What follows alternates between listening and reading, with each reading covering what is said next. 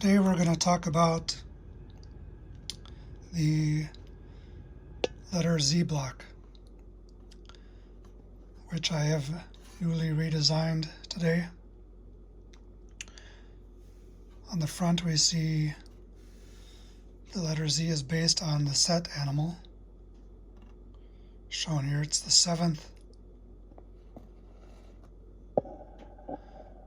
letter alphabetically.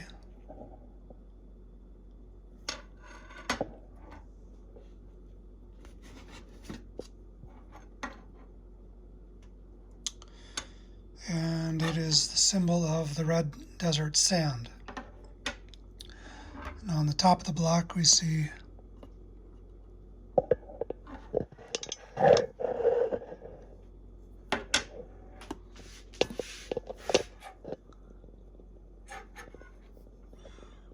the 4 forms of letter Z. E21 is the set animal lying down.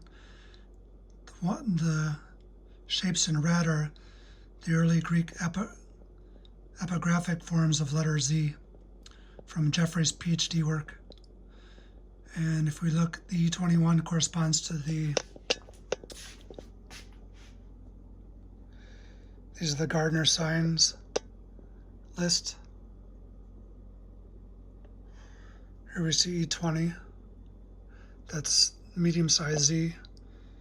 E21 is the set animal lying down, that's the flat Z, which we see here. Then we see E20 is medium-sized Z, the small Z is the set animal with its leg curled, and the tall Z is the set animal sitting up.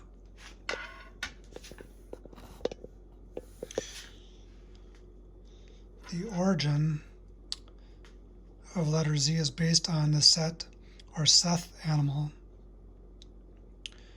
the god of the red desert, adversary of Osiris, which is plants or food. Here we see Arabic Z, Zayin, Hebrew Zayin,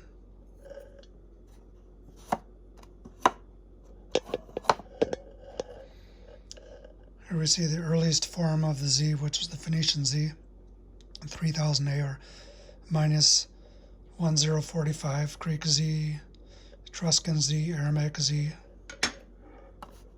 The standard hieroglyphs for the set animal are the so-called mummy cloth, or the S29 glyph, the bread glyph, which makes, according to Stacey Young, Champollion phonetics, the T sound. This makes the S sound, which is where you get the set name, which might not be correct, and a stone, which is the O39 glyph. In Greek, letter Z is called zeta, which hasn't yet been fully decoded, but we see the Z is the first letter, H is the Ogdode, the water letter, T is the 3 rivers, Nile River, Mediterranean River or waters, and the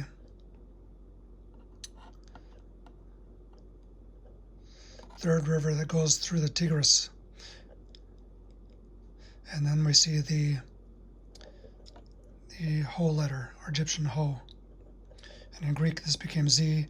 In Latin it got moved to the 26th letter because it was thought of as an evil letter, or something to that effect. Now here we see that what is interesting to us is that letter Z is the 7th letter, and periodically it is the 7th column letter. These two 6th and 7th column letters have something to do with instability. And then ordered, it's the 7th letter down, stands for zeta. 316,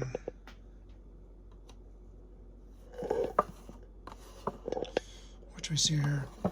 So in terms of the word iron, which is shown here on the so-called Egypto tool, which is what the Egyptians used to open the mouth of the mummy. What is on the tip here is meteoric iron, and it corresponds to the location of the seventh gnome of the Little Dipper, or the seventh star, and the seventh gnome of the first 7 gnomes of Nile. So all these 3 shapes match. First 7 gnomes, shape of the Egypto tool, the 7 stars of the Little Dipper, and the shape of Phoenician L. So all 4 of these shapes match, but at the tip of letter L is supposedly iron. Now where this comes from, if we look at Plutarch's Isis and Osiris, we see that Manetho said that they called the lodestone the bone of Horus, and they called iron the bone of Typhon. And in Greek we see that this is Sideritin Lithon. Lithon means stone, this means iron, and Sideron means a form of iron, so this loosely means lodestone of Oran as Horus, and Typhon is the name that Plutarch gives to what we now call Set, so it's not correctly known what exactly his original name was, but the point of our focus here is that iron was the bone of Typhon, which corresponds to this meteoric iron at the tip of the Egypto tool, which opened the mouth of humans, and Philly was corresponded to the magnet.